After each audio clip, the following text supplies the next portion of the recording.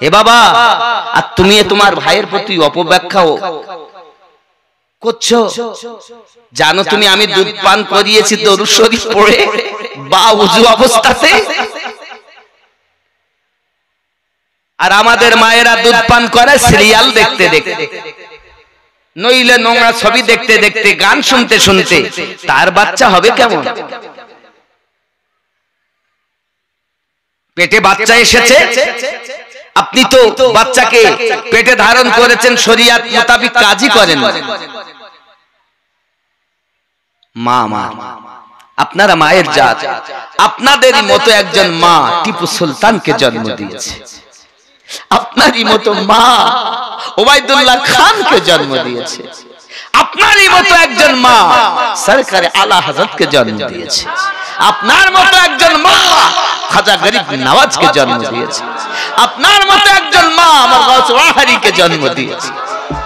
নারে তাকবীর, নারে তাকবীর, নারে রিসালাত, নারে রিসালাত, মাসলাকে আলা হযরত, নারে তাকবীর, নারে রিসালাত। যুবক একটু বুঝুন, একটু বোঝার চেষ্টা করুন।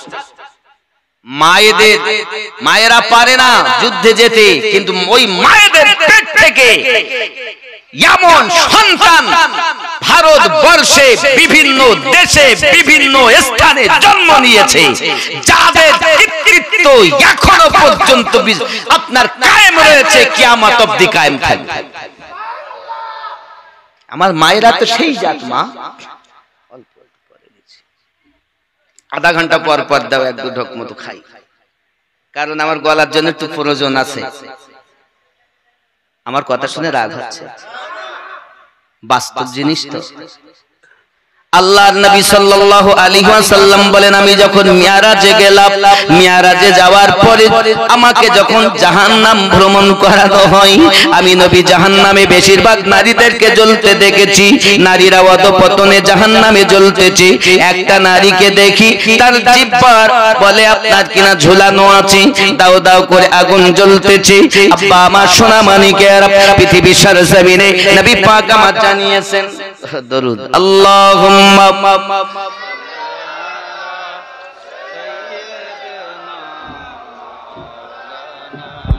মুহাম্মদ ওয়া আলা আলিহি দেনা মাওলানা মুহাম্মদ। আব্বাজি আমার জিভের ভরে তাদেরকে আপনার কিনা ঝোলানো আছে, চিৎকার মেরে মেরে কাঁদে।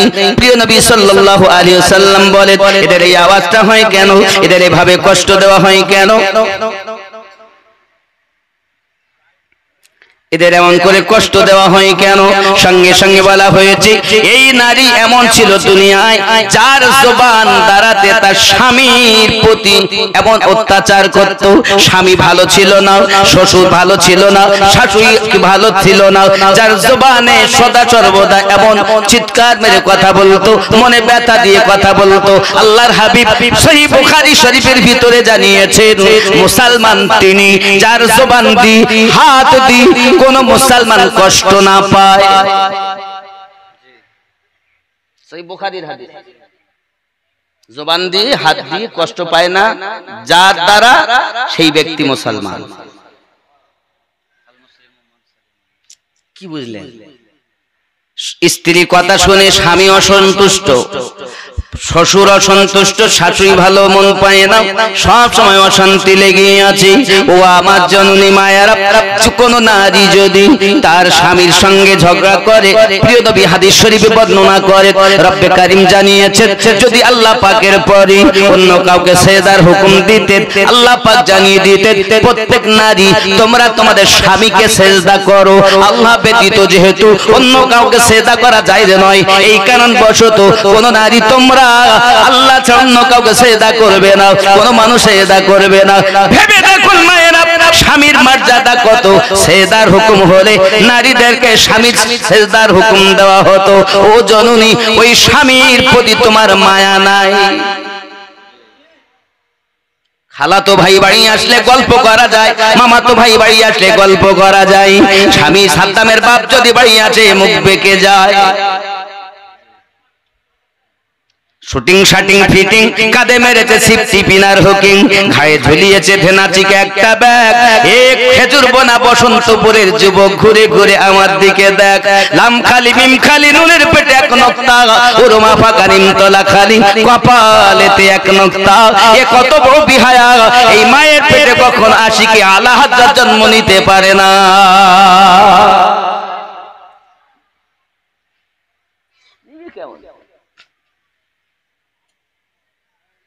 জবান যুবক সোনা মানিকেরা ও আমার জননী মা খালাও শুনে নিন না রাতের বেলা তোমার স্বামী তোমার দ্বারাতে আঘাত প্রাপ্ত হয়েছে, তোমার শ্বশুর তোমার দ্বারাতে আঘাত প্রাপ্ত হয়েছে, তোমার শাশুড়ি তোমার দ্বারাতে আঘাত প্রাপ্ত হয়েছে। তুমি কি জানো স্বামী আর শাশুড়ির প্রতি কত সুন্দর ব্যবহার করতে হয়? ছোট্ট একটা স্যাম্পল আমি আপনাদের কাছে তুলবো। আল্লাহর নবী সাল্লাল্লাহু আলাইহি ওয়াসাল্লাম তার বিবি খাদিজাতুল কুবরা রাদিয়াল্লাহু তাআলা আনহাকে বলতেছেন, ওগো বিবি খাদিজা, আমার দুধমা আমার বাড়িতে আসতে চায়, বলো আমি আমার দুধমাকে আসতে অর্ডার দেব। আল্লাহর হাবিবকে ডাক দিয়ে বলে, ইয়া রাসূলুল্লাহ সাল্লাল্লাহু আলাইহি ওয়াসাল্লাম, আমার মনের আশা আপনার দুধমাকে একটু ডাকুন, আমি খাদিজা শেষ বয়সে তার খেদমত করতে চাই। আর আজ শাশুড়ির সঙ্গে বৌমা কথা বলে না, বলে বলে বলে না। আমার কথা রাগ করবে বলো, কিন্তু আমি এখন শাশুড়ির কথা বলছি তো, এরপরে বৌমার কথা বলো নাকি? ছেড় দেব আর বলবো না, বলবো জোরে বলবো সুবহানাল্লাহ। नूर का सागर नूर की महक नूर का छलका जाम मदीना तुझे सलाम साहिल रहमत पर नहीं होगा कोई भी तशना का मदीना तुझे सलाम। जोरे बोल। এটা আমার বছরহারি দান, আমি যত বলি তত পরিষ্কার হয়। যখন উঠেছি তখন মনে হচ্ছিল যে আমি পুরো শেষ হয়ে গেছি, আর হবে না। আরে আমি বাঁশের বাঁশি বাজালে বাজি, না বাজালে বাজবো কেমন? যেমন বাজাবে তেমন বাজবো। জোরে বলুন। नूर का सागर नूर की महक नूर का छलका जाम मदीना तुझे सलाम साहिल रहमत पर नहीं होगा कोई भी तशना का मदीना तुझे सलाम। शहर नबी का हर जर्रा सूरज को आँख दिखाता है, किस्मत पे इतराता है, किस्मत पे इतराता है। प्यार नबी के सदक़े में मिला उनको हंसी इनाम मदीना तुझे सलाम। नूर का सागर नूर की महक नूर का छलका जाम मदीना तुझे सलाम। जोर हवे सूरत भी कुरानी है और सीरत भी कुरानी है, क्या चेहरा नूरानी है, क्या चेहरा नूरानी है। सूरत भी कुरानी है और सीरत भी कुरानी है, क्या चेहरा नूरानी है। होगी नमाज इश्क़ मुकम्मल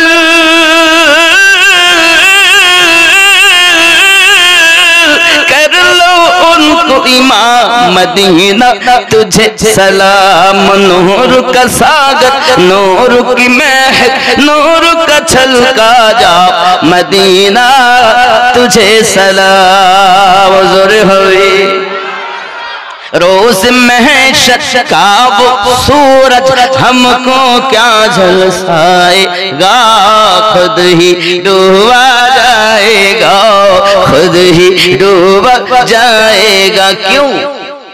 प्यार नबी के दामन में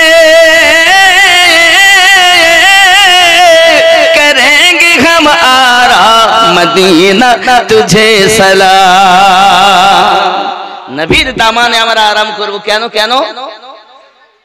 सरकार आला हजरत बोलें तुझसे और जन्नत से क्या मतलब वह भी दूर हो, हम रसूलुल्लाह के जन्नत रसूलुल्लाह की।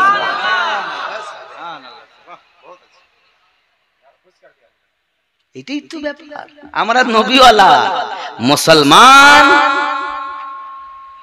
আজ এই জমিনে যদি সে এমন হালাত জীবন দিতে পিছপা হয় না, দেখেছে তো তার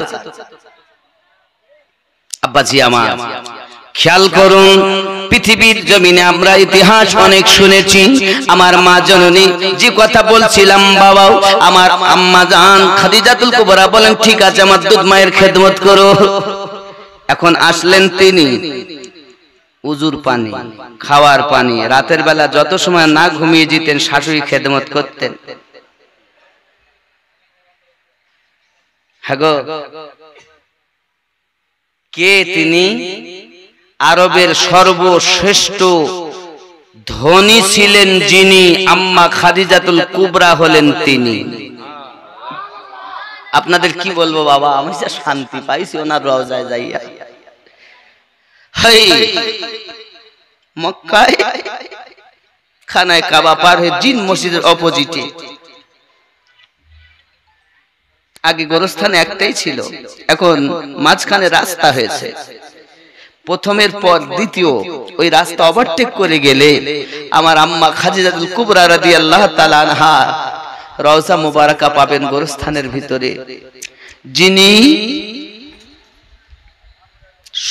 উম্মতে মুসলিমানের, মুসলমানদের, মুসলিমিনের বড় আম্মা, তিনি মা খাদিজাতুল কুবরা রাদিয়াল্লাহু তাআলা আনহা।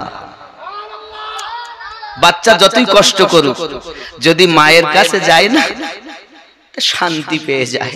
দুনিয়ার কোন জায়গা যাইয়া তার শান্তি হয়নি, কিন্তু মায়ের কোলে যখন বাচ্চা চলে আসে কি শান্তি, দুনিয়ার শান্তি যেন মায়ের কোলে রয়েছে। আমার আম্মা খাদিজাতুল কুবরা রাদিয়াল্লাহু তাআলা আনহার মাজারের নিকটে যখন আমি দাঁড়িয়েছি, তা আমি আপনাদের ভাষায় বলতে পারবো না। হায় হায়, যে মা সোনার গেলাস, সোনার পালঙ্কে থাকা জননী সব আমার নবী পাকের কদমে কুরবান করে দিয়েছিলেন, যিনি জাবলে নূরে আমার দয়ার রাসূলের জন্য খাবার নিয়ে উঠতেন। আয় হায়, জাবলে নূর, যদি কখনো মক্কায় যান, আল্লাহর রহমত হলে আপনি জাবলে নূর পাহাড়ে যাবেন। এখন তো পাহাড়ে ওঠা ৬০০০ ফুটেরও বেশি উঁচা। এখন তো ওঠা বড় সহজ। আমার মা খাবার নিয়ে কি কষ্ট করে উঠতেন। আমার নবী ২০ দিন, ২৫ দিন, ২৭ দিন, ২৯ দিন পর্যন্ত ওই জাবলে নূরের ভিতরে উম্মতি উম্মতি বলে কাঁদতেন। এ বসন্তপুর খেজুরপোনার মানুষ, কে তোমাকে পাগল বানিয়েছে আমার নবীর জন্য কাঁদো না? তোমাকে তো নবী বলেনি নবী যে কাঁদছে। হাসো কম, কাঁদো বেশি। দুনিয়ায় কাঁদো, আখিরাতে কম কাঁদতে হবে। দুনিয়ায় যত হাসবে তত বেশি কাঁদবে। যে চোখ আমার নবীর নাম শুনে কাঁদে, মহাব্বতে কাঁদে, আহলে বায়াতের মহাব্বতে কাঁদে, সিদ্দিক আকবরের মহাব্বতে কাঁদে, ওই চোখ কখনো জাহান্নাম জ্বালাতে পারবে না। কাঁদো কাঁদো, বাপ মরে গেলে কান্না আসে, মা মারা গেলে কান্না আসে, কিন্তু তোমার কান্না আসে না, তোমার চোখে পানি থাকে না কেন? এত নিষ্ঠুর হলে কি করে? তুমি যে নবীর উম্মত বলে দাবি করছো, সে নবী যে 1400 বছর পার হয়ে গেছে, এখনো যে উম্মতি উম্মতি উম্মতি বলছে। কবরে কি তোমার বিবি যাবে না? বাপ কি যাবে না? সন্তান তাও যাবে না? কে যাবে? যেই তোমাকে কবরে রাখা হবে, নবী কামলিওয়ালা তোমার কবরে তাশরীফ নিয়ে আসবে। আমার উম্মত কি আমার পরিচয়টা সঠিক দেয়? আমার উম্মত কি আমাকে দেখে কি চিনতে পারে? আরে যে নবী, যে উম্মত নবীকে এই জগতে থাকতে দেখিনি, ও কবরে চিনবে কেমন করে?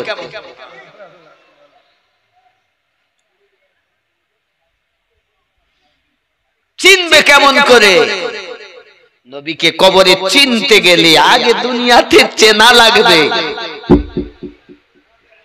আর এই নবীকে চিনতে গেলে আপনাকে মুর্শিদে কামালের কাছে বিক্রি হতে হবে।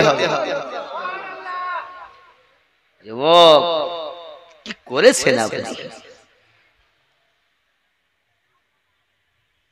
পৃথিবীর সরজমিনে চিরদিন থাকতে আসেনি বাবা।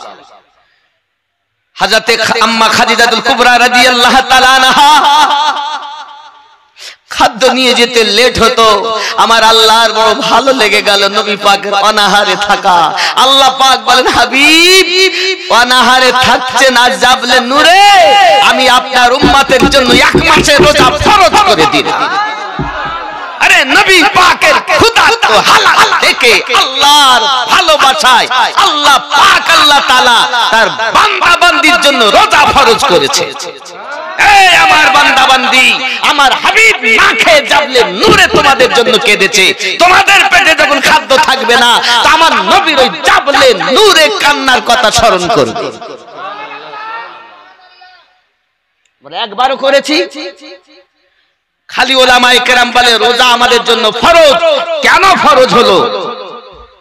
নবীর জন্য রোজা ফরজ হয়েছে, রাসূলের ওসিলাতে রোজা আমরা পেয়েছি। হায় হায়, খাদিজাতুল কুবরা রাদিয়াল্লাহু তাআলা আনহা শাশুড়ি আম্মার খেদমত করতেছেন।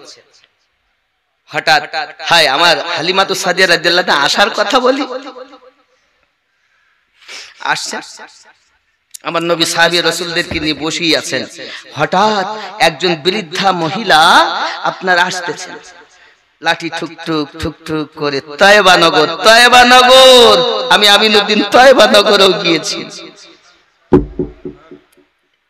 হায় ঠুক ঠুক করে আসছেন, নবী পাক দেখি উঠে দাঁড়িয়ে গেছেন। সঙ্গে সঙ্গে রুমালটা বিছিয়ে দিয়েছেন, আর সেই বৃদ্ধা মহিলা পায়ে নোংরা, পায়ে ময়লা, লাঠি ঠুকঠুক করতে করতে আমার নবীর রুমালের উপর দিয়ে হেঁটে হেঁটে আসছেন। সাহাবী রাসূল বলছেন, সাহাবী রাসূল বলছেন, কে ইনি যার জন্য দোজাহানের বাদশা দাঁড়িয়ে গেলেন? কথা হলো, কথা বলার পর চলে যাচ্ছে।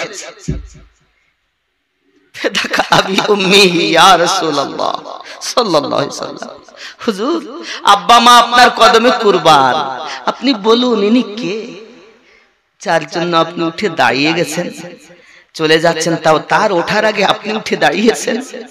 আমার নবী বলেন, আমার মা আমিনার দুধ আমি নবী বেশি পান করতে পারিনি, আমি নবী যার দুধ খাইয়ে মানুষ হয়েছি সেই দুধ মা হালিমাতু সাদিয়া হলেন ইনি। আমি আপনাদের বলতে চাই, ও বসন্তপুরের যুবকরা, আমার দয়াল নবী যদি দুধ মায়ের জন্য এত আদব করতে পারে, আর তোমার নিজের মা তোমার কাছে লজ্জিত, তোমার মা তোমার কাছে অপমানিত কেন? তোমার মা তোমার কাছে দুটো ভাত পায় না কেন? তুমি তোমার মাকে খেদমত করো না কেন? আজ আমার দয়াল নবী যদি দুধ মাকে এমন খেদমত করতে পারেন, তো আমরা গর্ভধারিণী মাকে কতটা খেদমত করব? সাহাবী রাসূল বলেন, হুজুর জান্নাত কোথায়? আমার নবী বলেন, দুনিয়ায় সবথেকে বেশি হক হলো তোমার মায়ের। হুজুর তারপর মায়ের জন্য, তারপর মা, তারপর পিতা, তিনবার মায়ের কথা বলেছেন। নবী জানাতে চেয়েছেন মায়ের কদমের নিচে জান্নাত, বাপ জান্নাতের দরওয়াজা। কত বাপ বৃদ্ধাশ্রমে আছে। এই যে ঈদুল আজহা গেল, বাপের নসিবে ঈদ জুটিনি, মায়ের নসিবে ঈদ জুটিনি।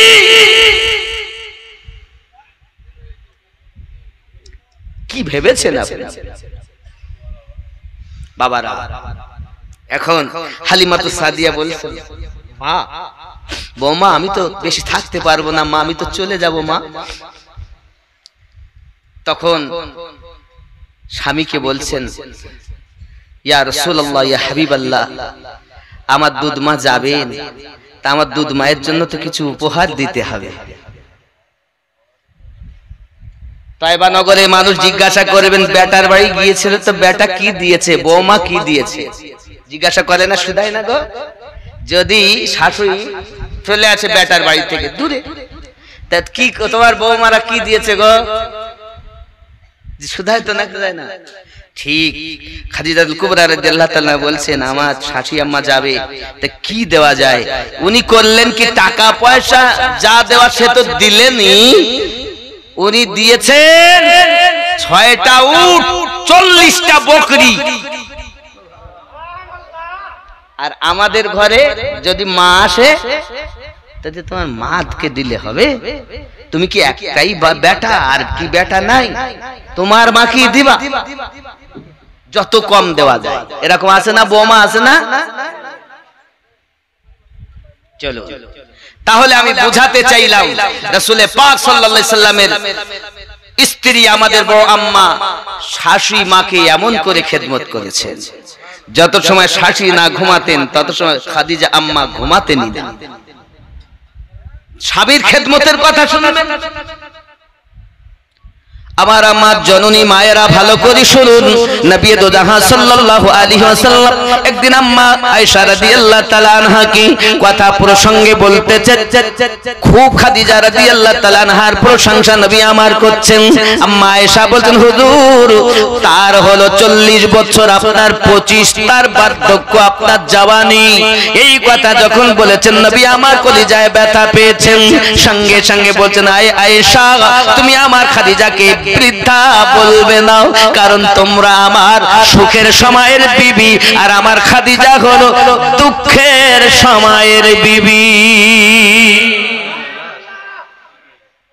ওগো আয়েশা জেনে রাখো, শুনে রাখো, আমি যখন ইসলাম প্রচারের জন্য বাইরে বেরিয়ে যেতাম, দরজার কাছে এসে শুধু একবার আওয়াজ দিয়েছি খাদিজা, দরজা খুলে যেত।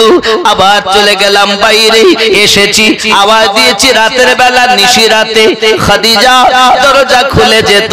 আমি বলি, আয় খাদিজা তুমি কি বিছানায় ঘুমাও না? হাত দুটি জড়ো করে আমাকে বলেছিলেন, ওগো আল্লাহর হাবিব, আপনি ইসলাম প্রচারে বাইরে বার হয়ে যান, আপনি কখন আসবেন কোনো গ্যারান্টি নাই। আমি যদি বিছানায় শুয়ে যাই তাহলে আমার চোখে বেশি ঘুম এসে যাবে, আপনি আমাকে ডাকবেন, আমার উঠতে যদি দেরি হয় আল্লাহ পাওয়া যাবে না।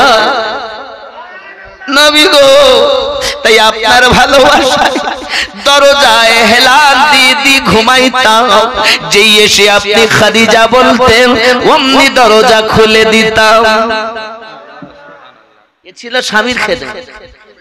আর আমাদের স্বামীরা যদি রাত 10টার সময় এসে বলে, কই গো শরীরটা ভালো লাগছে না, ভাত খাবো না, রুটি বানিয়ে দাও না, কটা ওখানে আটা আছে আর ওই চুলহে তৈরি করে খাও। ভালোবাসে। আমার জওয়ান যুবক সোনামানিক, খালাতো ভাই, মামাতো ভাই গল্প করলে কোনো দোষ নাই, শুধু আমিনুদ্দিন ভাসুর বাসালা কন্ট্রাক্টর তার ভাই নাকি, টোটোওয়ালা তার বন্ধু, কোনো অসুবিধা নাই, শুধু মৌলবি দেখলি হুজুর যাচ্ছে। আচ্ছা আমরা দুঃখ রাখবো কোথায়? মনে করতেছে, মনে করছে মৌলবীরা কিছু বোঝে টোঝে না, হ্যাঁ ওরা বোঝে সোঝে না।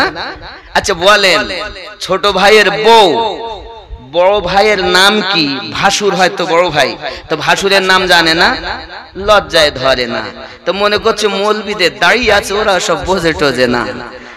না মা, আমরা সব বুঝি, লজ্জায় বলতে পারি।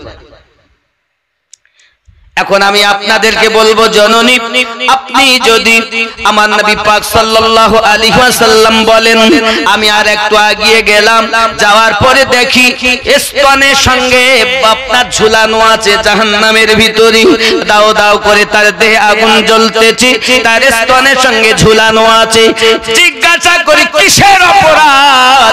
সঙ্গে সঙ্গে বলা হয় এরা ছিল পরক্রিয়া নারী, নিজের স্বামী থাকার সত্ত্বেও অপরের সঙ্গে পরক্রিয়া করত, যার কারণ বশত তাদেরকে স্তনের সঙ্গে টানানো রয়েছে, জাহান্নামে দাও দাও করে আগুন জ্বলতেছে। ওরে আমার জননী মায়েরাও ভালো করে শুনে রাখুন, আল্লাহর হাবিব সাল্লাল্লাহু আলাইহি ওয়াসাল্লাম বলেন এই অবস্থা আপনার জাহান্নামের ভিতরে চলতেছে, স্বামী থাকার পরও অপরের সঙ্গে পরক্রিয়া, কখনো মোবাইলের মাধ্যমে প্রেমের গল্প, স্বামী নাই, কাজ করতে গেছে কেরালায়, গল্প চলছে, হ্যাঁ তুমি অনেকদিন আসো না, কি ব্যাপার বলো, দিন দেখি ভালো লাগে। শুধু স্বামী ফোন করলে কি হলো, ঘন ঘন তুমি স্বামীর সঙ্গে ভালো গল্প হয় না, কিন্তু কত বন্ধুর সাথে গল্প। ও আরো কিছু, সুবহানাল্লাহ, ওরে বাবা, কবর ভাঙা মাটি, ওটাও খুব টানের গজল। আর আমার এদিকে তো যেমনি আমি নিজে শেষ, তাও দুই এক সময় টেনি টেনি বলতেছি, আপনাদের মায়া সুস্থ হইলে হয়তো বলতাম, কিন্তু এই যে গজলটা আপনারা বলতে বলেছেন, ওগো আমার কবর ভাঙা মাটি, তাই তো খুব টানের গজল। তা বেশি টান দিতে পারবো না, হয়তো ছোট করে যত দিতাম 3 আলি তো দেবো 1 আলি, নাকি বলে হুজুররা সব জানে, বুঝতেছে, সব অসুবিধা নাই। এখন ইমামকে মসজিদে আপনি, মাশাআল্লাহ মাশাআল্লাহ, আমি এর আগে ছিলাম কিন্তু পাইনি আপনাকে, খালি ছিল। আমাদের এর আগে ছিল মাওলানা মোহাম্মদ নূর মোহাম্মদ সাহেব, আমাদের হাজী জৈনুদ্দিন সাহেবের বেটা, নাকি জানি, ভালো, আল্লাহ হেফাজত করুক। আমার মোহাব্বতের এলাকা, একটু সেইভাবে এদেরকে নিয়ে থাকবে, এরা বোঝে সোজে না বেশি, যাতে এরা ভালো বুঝতে পারে, এইভাবে শিক্ষা দেওয়ার দায়িত্ব ইমাম সাহেবের। ইমামকে ভালোবাসবেন, ইমামের ওপরে কখনো কথা বলবেন না, ঠিক আছে না? বলেন ইনশাআল্লাহ। ইমামের ওপরে কথা বলতে নাই, বিয়াদবি হয়। শুধু একটুখানি ইশারা দেই, আমি বিস্তারিত ইমামের সম্মান বলবো না। ধরেন আসরের নামাজ পড়ি, বসেন না অনেক সময় ঘুরে, আসরের নামাজ পড়ি কেবলামুখ হয়ে বসেন তো, মানে নবী পাকের রওজার দিকে ফিরে বসেন তো ইমাম সাহেব, বসেন না? ফজরের পরে আমরা 5 ওয়াক্তই আমরা বসি, তারপরে আসরের পর একটু সময়টা বেশি নেওয়া হয়, ফজরের পর একটু বেশি নেওয়া হয়, তাছাড়া বেশি সময় নেওয়া হয় না, কারণ আসরের পর একটু বেশি বইয়েছে, একটু দেরি হচ্ছে।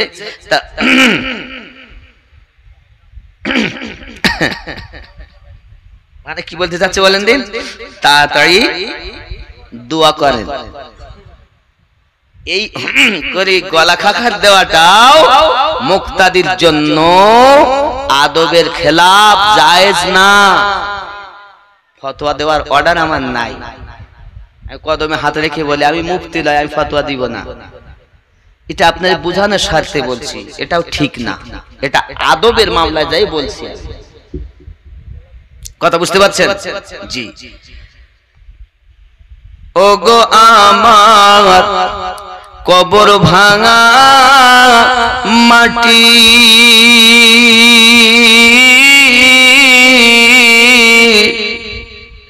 দুনিয়ার সব মায়ার পিছনে তোমাকে জেনেছি খাঁটি।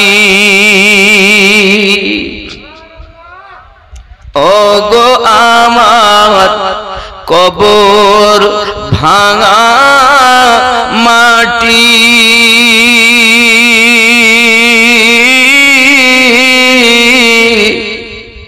দুনিয়ার সব মায়ার পিছনে তোমাকে জেনেছি খাঁটি। কবে তুমি হায় ডাক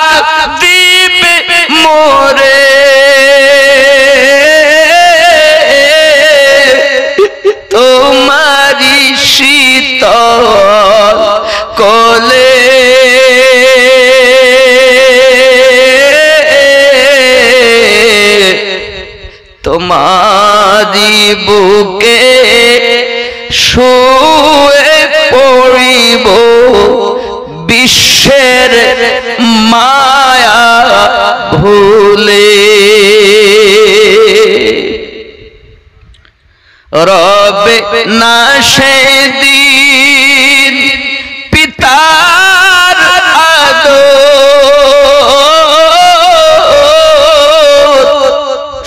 মায়ের স্নেহের চুম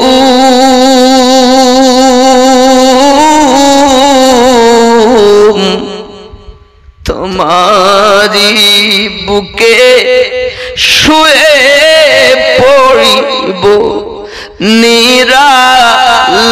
নিরালানির ঝুম পেতে দিবে তুমি ধুলির আসর জানাবে আদর কত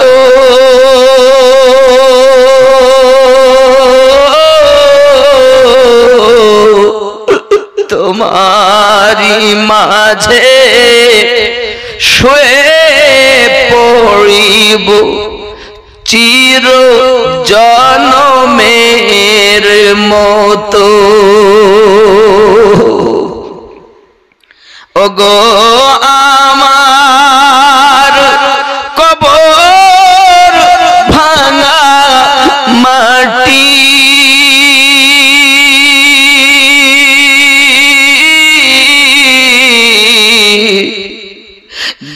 দুনিয়ার সব মায়ার পিছনে তোমাকে জেনেছি খাটি আল্লাহুম্মা সাল্লি আলা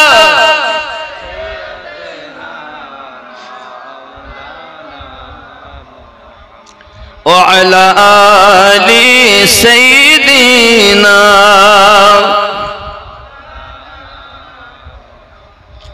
صلوا على محمد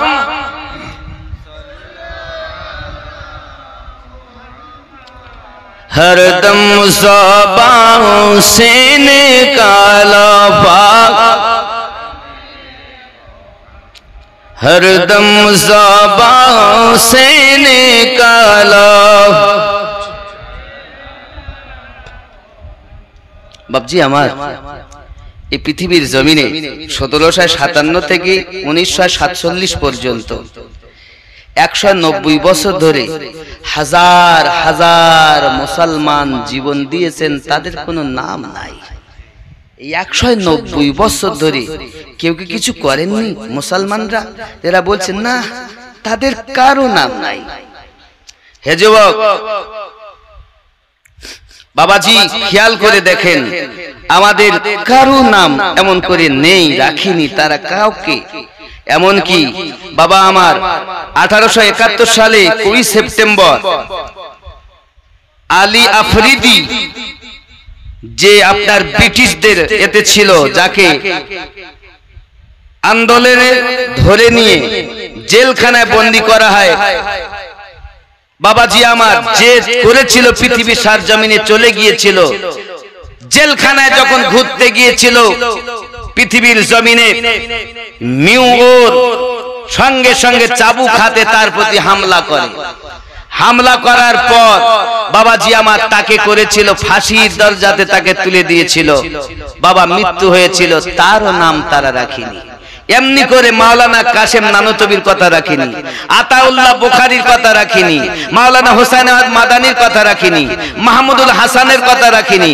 মাওলানা গোলাম মুহসিনের কথা রাখিনি এরাও কত যে জেল খেটেছে তাদের কথা একবারও ভারতের ইতিহাসে লিখিনি বাবা যার নামে ওয়ারেন্ট জারি করে রেখেছিল সব সময় বাবা আমার তাকেও পর্যন্ত তারা রাখেনি বাবা শওকত আলীর কথাও তারা রাখেনি এমনি করে সকলকে আপনার কিনা রেখেছে মেরেছে দিয়েছে কিন্তু কারো নাম তারা ইতিহাসের পাতায় দেয়নি খুঁজেই পাওয়া যায় না ক্ষুদিরামের কথা পাওয়া যায় বাবা আমার পৃথিবীর জমিনে নেতাজি সুভাষচন্দ্রের কথা পাওয়া যায়, মাতঙ্গিনী হাজরার কথা পাওয়া যায়। তো যে বসুর কথা আপনি বলছেন, নেতাজির কথা বলছেন, এই নেতাজি যার পরামর্শ করা চলতেন না, তাদের কি অবদান, তাদেরকে হত্যা করা হয়েছে, তার কথা লেখা হয়নি।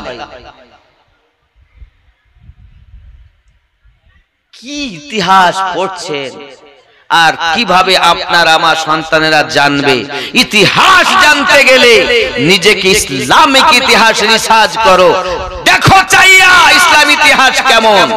খালিদ বিন ওয়ালিদ রাদিয়াল্লাহু তাআলা ছিলেন বীর পুরুষ, নবী সাহাবী, যাকে আল্লাহ সাইফুল্লাহ বলা হতো। ইসলাম ইতিহাসের মধ্যে আল্লাহ পাকের নবী একটা যুদ্ধের বর্ণনা দেন, যার যুদ্ধটার নাম ছিল মুতার যুদ্ধ। এক যুদ্ধতে 3টি সেনাপতি নিযুক্ত করেন। মায়েরা মন স্থির করে ঘটনাটা এবার শুনুন। আমি যুদ্ধের ঘটনা বলবো, যে যুদ্ধেতে লাস্ট যাইয়া হযরতে খালিদ বিন ওয়ালিদ রাদিয়াল্লাহু তাআলা তলোয়ার ধরেছিলেন। সেই যুদ্ধেতে যাইয়া এক এক করে 9খানা তলোয়ার ভেঙেছিলেন। যে হযরতে খালিদ বিন ওয়ালিদ রাদিয়াল্লাহু তাআলা তলোয়ারে খালি মানুষের চর্বিতে এরা মোটা হয়েছিল। আপনি জানেন না, ইতিহাস দেখেন ইসলাম। যুদ্ধটার নাম কি বললাম? মুতার যুদ্ধ। বাপজি আমার সোনা মানিকেরা, পৃথিবীর সরজমিনে আমার নবী পাক সাল্লাল্লাহু আলাইহি সাল্লাম বলেন, প্রথম যুদ্ধের ময়দানে সেনাপতি হবে আমার পালিত পুত্র যায়েদ বিন হারিস। 2 নাম্বার আমার সেনাপতি নিযুক্ত হবে আপনার কিনা আমার নবী পাক সাল্লাল্লাহু আলাইহি ওয়াসাল্লাম। এক এক করে 3 জনের নাম ঘোষণা দিলেন। 3 জনকে খুব সংক্ষিপ্ত করে আমি আগে নিয়ে যাচ্ছি। যাও, সবাইকে বললেন হুজুর যাও তোমরা বাড়িতে বিদায় নিয়ে এসো। এখন যায়েদ বিন হারিস বলেন, হুজুর আমার আব্বা বলতে আপনি, মা বলতে মা পাশেই, তা আমার আর যাওয়ার দরকার নাই। উনি যখন বলছেন আব্বা আমার আব্দুল্লাহ বিন রাবাহ, রাসূল পাকের সেনাপতি, বাড়িতে যাচ্ছে। বাড়ির দরজার কাছে গিয়েছেন বাবা, সোনা মানিকেরা আমার, পৃথিবীর সরজমিনে আব্দুল্লাহ ইবনে রাবাহ আব্বাজি আমার দরজার কাছে গিয়েছে। বিবি, বিবাহ করা বিবি, বিবির পর্যন্ত আপনার সাহাবী রাসূল চেহারা দেখেননি। নবী পাকের ডাকে সাড়া দিয়েছিলেন। দরজার সম্মুখে গিয়ে আওয়াজ দিতেছে, সালাম দিলেন। দরজার ভিতর থেকে আওয়াজ আসতেছে। বিবি বলছেন একবার আমার সম্মুখে আসুন। স্ত্রীর কথা শুনে স্বামী বলছেন, না আমি সম্মুখে যাব না, যদি আমি তোমার কাছে যাই হয়তো তোমার রূপ দেখে আমি হয়তো আমার নবী কে ভুলে যাব। এই কলিজায় নবী নবী নবী, আমি যেহেতু বিবাহ করেছি সম্মুখে তোমার আমি যাব না। হঠাৎ করে আপনার ভিতর থেকে আওয়াজ দেয়, স্বামী যুদ্ধে যেতে আমি নিষেধ করব না, তবে আপনার কাছে আমি অনুরোধ করব এতটুকু, লক্ষ লক্ষ মানুষের মাঝে, কোটি কোটি মানুষের মাঝে, হাসর মাঠে আমি আপনাকে চিনতে পারবো না, আপনি আমার সম্মুখে শুধু দেখা দিন, হাসর মাঠে যেন আমি আপনাকে চিনতে পারি। ভালোবাসা। বিবাহের পরও স্বামীকে দেখেননি, স্বামী স্ত্রীকে দেখেননি। রাসূলের ভালোবাসা।